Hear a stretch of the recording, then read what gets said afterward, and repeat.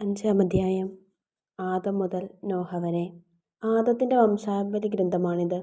ദൈവം മനുഷ്യനെ തൻ്റെ സാദൃശ്യത്തിൽ സൃഷ്ടിച്ചു. സ്ത്രീയും പുരുഷനുമായി അവനെ സൃഷ്ടിച്ചു. അവിടുന്ന് അവരെ അനുഗ്രഹിക്കുകയും മനുഷ്യനെന്ന് വിളിക്കുകയും ചെയ്തു. ആദത്തിന് 130 വയസ്സായപ്പോൾ അവൻ്റെ സാദൃശ്യത്തിലും ഛായയിലും ഒരു പുത്രൻ ജനിച്ചു. ആദം അവന് സേത്ത് എന്ന് പേരിട്ടു. സേത്തിൻ്റെ ജനനശേഷം ആദം 800 വർഷം ജീവിച്ചു. അവന് വേറെ പുത്രന്മാരും പുത്രിമാരുമുണ്ടായി. ആദത്തിൻ്റെ ജീവിതകാലം 930 വർഷമാണ്.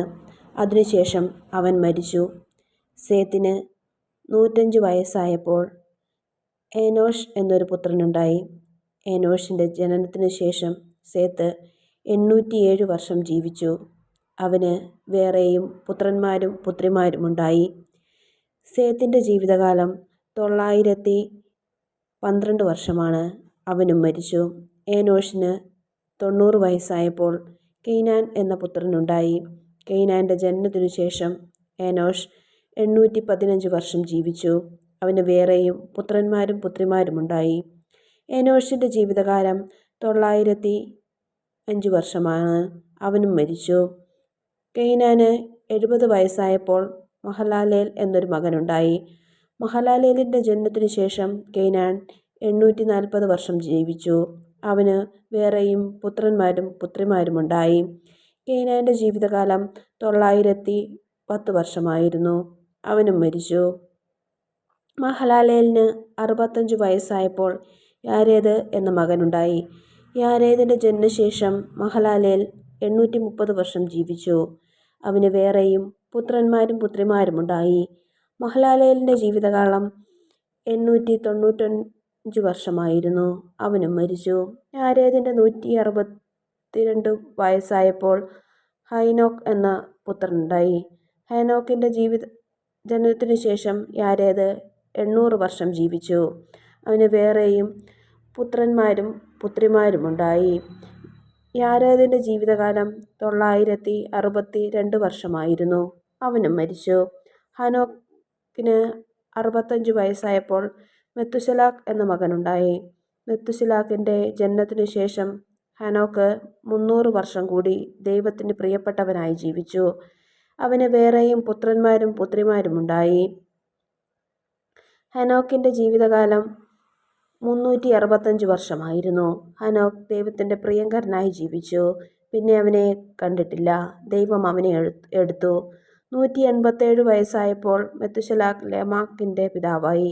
ലാമാക്കിൻ്റെ ജനനത്തിനു ശേഷം മെത്തുശലാഖ് 782 വർഷം ജീവിച്ചു. അവന് വേറെയും പുത്രന്മാരും പുത്രിമാരുമുണ്ടായി. മെത്തുശലാഖിൻ്റെ ജീവിതകാലം 965 വർഷമായിരുന്നു. അവനും മരിച്ചു.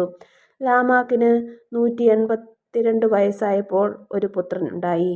കർത്താവ് ശപിച്ച ഈ ഭൂമിയിലെ ക്ലേശകരമായ അധ്വാനത്തിൽ അവൻ നമുക്ക് ആശ്വാസം നേടിത്തരും എന്ന് പറഞ്ഞ് അവനെ നോഹ എന്ന് വിളിച്ചു. നോഹയുടെ ജനനത്തിനു ശേഷം ലാമാക്ക് 595 വർഷം ജീവിച്ചു. അവന് വേറെയും പുത്രന്മാരും പുത്രിമാരുമുണ്ടായി. ലാമാക്കിൻ്റെ ജീവിതകാലം 777 വർഷമായിരുന്നു. അവനും മരിച്ചു.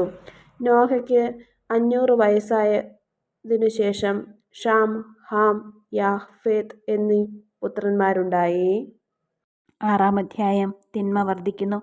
മനുഷ്യർ ഭൂമിയിൽ പെരുകാൻ തുടങ്ങുകയും അവർക്ക് പുത്രിമാർ ജനിക്കുകയും ചെയ്തപ്പോൾ മനുഷ്യപുത്രിമാർ അഴകുള്ളവരാണ് എന്ന് കണ്ട് ദൈവപുത്രന്മാർ തങ്ങൾക്ക് ഇഷ്ടപ്പെട്ടവരെയെല്ലാം ഭാര്യമാരായി സ്വീകരിച്ചു.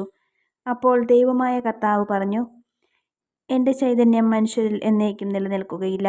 അവൻ ജഡമാണ്. അവൻ്റെ ആയുസ് 120 വർഷമായിരിക്കും. ദൈവപുത്രന്മാർ മനുഷ്യപുത്രിമാരുമായി ചേരുകയും അവർക്ക് മക്കളുണ്ടാകുകയും ചെയ്തിരുന്ന അക്കാലത്തും പിന്നീടും ഭൂമിയിൽ അതികായന്മാർ ഉണ്ടായിരുന്നു. അവരാണ് പുരാതന കാലത്തെ പ്രസിദ്ധിയാർജിച്ച പ്രബലന്മാർ. ഭൂമിയിൽ മനുഷ്യൻ്റെ ദുഷ്ടത വർദ്ധിച്ചു കൊണ്ടിരിക്കുന്നതും അവൻ്റെ ഹൃദയത്തിലെ ചിന്തയും ഭാവനയും എപ്പോഴും ദുഷിച്ചതു മാത്രമാണെന്നും കർത്താവ് കണ്ടു. ഭൂമുഖത്ത് മനുഷ്യനെ സൃഷ്ടിച്ചതിൽ കർത്താവ് പരിതപിച്ചു. അത് അവിടുത്തെ ഹൃദയത്തെ വേദനിപ്പിച്ചു. കർത്താവ് അരുളിച്ചെയ്തു, എൻ്റെ സൃഷ്ടിയായ മനുഷ്യനെ ഭൂമുഖത്തു നിന്ന് ഞാൻ തുടച്ചു മാറ്റും. മനുഷ്യനെയും മൃഗങ്ങളെയും ഇഴജന്തുക്കളെയും ആകാശത്തിലെ പറവകളെയും ഞാൻ നാമാവശേഷമാക്കും. അവയെ സൃഷ്ടിച്ചതിൽ ഞാൻ ഖേദിക്കുന്നു. എന്നാൽ നോഹ കർത്താവിൻ്റെ പ്രീതിക്ക് പാത്രമായി. ഇതാണ് നോഹയുടെ വംശാവലി. നോഹ നീതിമാനായിരുന്നു, ആ തലമുറയിലെ കറയറ്റ മനുഷ്യൻ. അവൻ ദൈവത്തിൻ്റെ മാർഗത്തിൽ നടന്നു. നോഹയ്ക്ക് 3 പുത്രന്മാരുണ്ടായിരുന്നു: ഷേം, ഹാം, യഫേത്ത്. ദൈവത്തിൻ്റെ ദൃഷ്ടിയിൽ ഭൂമി ദുഷിച്ചതായി തീർന്നു. എങ്ങും അക്രമം നടമാടി. ഭൂമി ദുഷിച്ചു പോകുന്നെന്ന് ദൈവം കണ്ടു. ലോകത്തിൽ മനുഷ്യരെയെല്ലാം ദുർമാർഗികളായി. നോഹയുടെ പെട്ടകം. ദൈവം നോഹയോട് അരുളിച്ചെയ്തു, ജീവജാലങ്ങളെയെല്ലാം നശിപ്പിക്കാൻ ഞാൻ നിശ്ചയിച്ചിരിക്കുന്നു. അവർ മൂലം ലോകം അധർമ്മം കൊണ്ട് നിറഞ്ഞിരിക്കുന്നു. ഭൂമിയോടുകൂടെ അവരെ ഞാൻ നശിപ്പിക്കും. ഗൊഫേർ മരം കൊണ്ട് നീയൊരു പേടകമുണ്ടാക്കുക. അതിൽ മുറികൾ തിരിക്കുക. അതിൻ്റെ അകത്തും പുറത്തും കീലു തേക്കണം. ഇങ്ങനെയാണ് അതുണ്ടാക്കേണ്ടത്: 300 മുഴം നീളം, 50 മുഴം വീതി, 30 മുഴം ഉയരം. മേൽക്കൂരയിൽ നിന്ന് 1 മുഴം താഴെ പെട്ടകത്തിനൊരു ജനാലും വശത്തൊരു വാതിലും വയ്ക്കണം. താഴെയും മേലെയും നടുവിലുമായി 3 തട്ടായി വേണം പേടകമുണ്ടാക്കാൻ. ഭൂതലത്തിലെല്ലാം ഞാനൊരു ജലപ്രളയം വരുത്താൻ പോകുന്നു. ആകാശത്തിന് കീഴെ ജീവശ്വാസമുള്ള എല്ലാ ജലവും ഞാൻ നശിപ്പിക്കും. ഭൂമുഖത്തുള്ളതെല്ലാം നശിക്കും. എന്നാൽ നീയുമായി ഞാൻ എൻ്റെ ഉടമ്പടി ഉറപ്പിക്കും. നീ പെട്ടകത്തിൽ കയറണം. നിന്റെ കൂടെ നിന്റെ ഭാര്യയും പുത്രന്മാരും അവരുടെ ഭാര്യമാരും.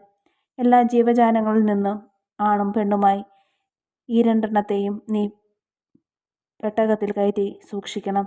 എല്ലാ ഇനം പക്ഷികളും മൃഗങ്ങളും ഇടജന്തുക്കളും സംരക്ഷിക്കപ്പെടേണ്ടതിന് ഈ 2 എണ്ണം നിന്റെ കൂടെ വരട്ടെ. നിനക്കും അവയ്ക്കും ആഹാരത്തിനു വേണ്ടി എല്ലാത്തരം ഭക്ഷണവും ശേഖരിച്ചു വെക്കണം. ദൈവം കൽപ്പിച്ചതുപോലെ തന്നെ നോഹ പ്രവർത്തിച്ചു. സങ്കീർത്തനങ്ങൾ 136. കർത്താവിൻ്റെ കാരുണ്യം അനന്തമാണ്. കർത്താവിന് നന്ദി പറയുവിൻ, അവിടുന്ന് നല്ലവനാണ്, അവിടുത്തെ കാരുണ്യം അനന്തമാണ്. ദേവന്മാരുടെ ദൈവത്തിന് നന്ദി പറയുവിൻ, അവിടുത്തെ കാരുണ്യം അനന്തമാണ്. നാഥന്മാരുടെ നാഥന് നന്ദി പറയുവിൻ, അവിടുത്തെ കാരുണ്യം അനന്തമാണ്. അവിടുന്ന് മാത്രമാണ് അത്ഭുതങ്ങൾ പ്രവർത്തിക്കാൻ കഴിയുന്നവൻ. അവിടുത്തെ കാരുണ്യം അനന്തമാണ്. ജ്ഞാനം കൊണ്ട് അവിടുന്ന് ആകാശത്തെ സൃഷ്ടിച്ചു. അവിടുത്തെ കാരുണ്യം അനന്തമാണ്. അവിടുന്ന് സമുദ്രത്തിന്മേൽ ഭൂമിയെ വിരിച്ചു. അവിടുത്തെ കാരുണ്യം അനന്തമാണ്. അവിടുന്ന് മഹാദീപങ്ങളെ സൃഷ്ടിച്ചു. അവിടുത്തെ കാരുണ്യം അനന്തമാണ്. പകലിനെ ഭരിക്കാൻ അവിടുന്ന് സൂര്യനെ സൃഷ്ടിച്ചു. അവിടുത്തെ കാരുണ്യം അനന്തമാണ്. രാത്രിയെ ഭരിക്കാൻ ചന്ദ്രനെയും നക്ഷത്രങ്ങളെയും സൃഷ്ടിച്ചു. അവിടുത്തെ കാരുണ്യം അനന്തമാണ്. ഈജിപ്തിലെ ആദ്യജാതരെ അവിടുന്ന് സംഹരിച്ചു. അവിടുത്തെ കാരുണ്യം അനന്തമാണ്. അവിടുന്ന് അവരുടെ ഇടയിൽ നിന്ന് ഇസ്രായേലിനെ മോചിപ്പിച്ചു. അവിടുത്തെ കാരുണ്യം അനന്തമാണ്. കരുത്തുറ്റ കരത്താലും നീട്ടിയ ഭുജത്താലും അവിടുന്ന് അവരെ മോചിപ്പിച്ചു. അവിടുത്തെ കാരുണ്യം അനന്തമാണ്. അവിടുന്ന് ചെങ്കടലിനെ 2ആയി വിഭജിച്ചു. അവിടുത്തെ കാരുണ്യം അനന്തമാണ്. അതിൻ്റെ നടുവിലൂടെ അവിടുന്ന് ഇസ്രായേലിനെ നടത്തി. അവിടുത്തെ കാരുണ്യം അനന്തമാണ്. ഫറവോയെയും അവൻ്റെ സൈന്യത്തെയും അവിടുന്ന് ചെങ്കടലിൽ ആഴ്ത്തി. അവിടുത്തെ കാരുണ്യം അനന്തമാണ്. തൻ്റെ ജനത്തെ അവിടുന്ന് മരുഭൂമിയിലൂടെ നയിച്ചു. അവിടുത്തെ കാരുണ്യം അനന്തമാണ്. മഹാരാജാക്കന്മാരെ അവിടുന്ന് സംഹരിച്ചു. അവിടുത്തെ കാരുണ്യം അനന്തമാണ്. കീർത്തിയുറ്റ രാജാക്കന്മാരെ അവിടുന്ന് നിഗ്രഹിച്ചു. അവിടുത്തെ കാരുണ്യം അനന്തമാണ്. അമേര്യ രാജാവായ സിഹോനെ അവിടുന്ന് വധിച്ചു. അവിടുത്തെ കാരുണ്യം അനന്തമാണ്. ബാഷാൻ രാജാവ് ആയ ഓഗിനെ അവിടുന്ന് സംഹരിച്ചു. അവിടുത്തെ കാരുണ്യം അനന്തമാണ്. അവിടുന്ന് അവരുടെ നാട് അവകാശമായി നൽകി. അവിടുത്തെ കാരുണ്യം അനന്തമാണ്. അവിടുന്ന് തൻ്റെ ദാസനായ ഇസ്രായേലിന് അത് അവകാശമായി നൽകി. അവിടുത്തെ കാരുണ്യം അനന്തമാണ്. നമ്മുടെ ദുസ്ഥിതിയിൽ അവിടുന്ന് നമ്മെ ഓർത്തു. അവിടുത്തെ കാരുണ്യം അനന്തമാണ്.